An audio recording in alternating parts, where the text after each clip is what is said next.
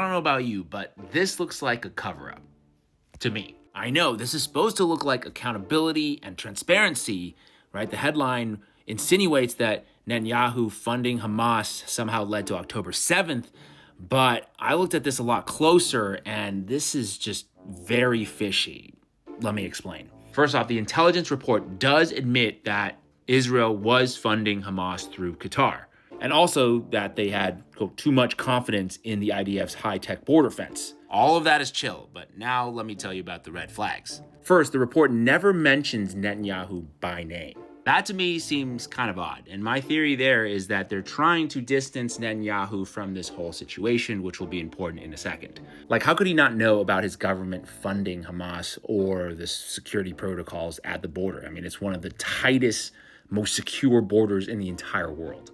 But the conclusion of the report is where major alarm bells are going off for me, and I'll just read this passage here. Quote, most of the report, however, was about Shin Bet's own failures. It did not warn about the invasion. It misinterpreted Hamas's intentions both before October 7th and on the day. The problem with this conclusion, though, is that it is a straight up lie, or at the very least, it's inconsistent with past reporting from Israeli news outlets. This is from the Times of Israel, August 2024. They say that Netanyahu knew for months before October 7th that a violent eruption was looming. Quote, it is not true that the political system was not alerted to the October 7th disaster.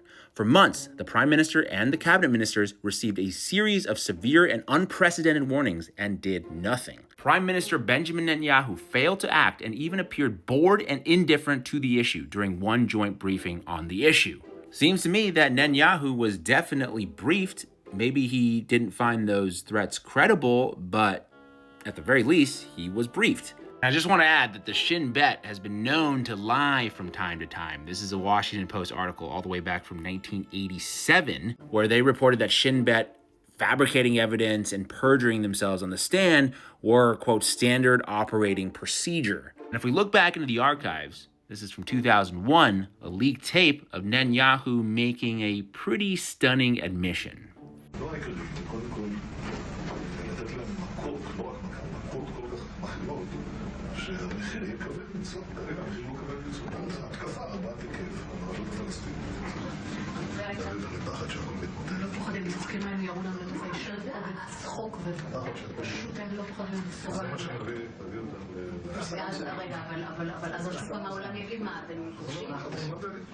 Aren't you afraid of what they'll say, Bibi? Well, I'll just say that if they were attacked first, that kind of changes the whole ballgame.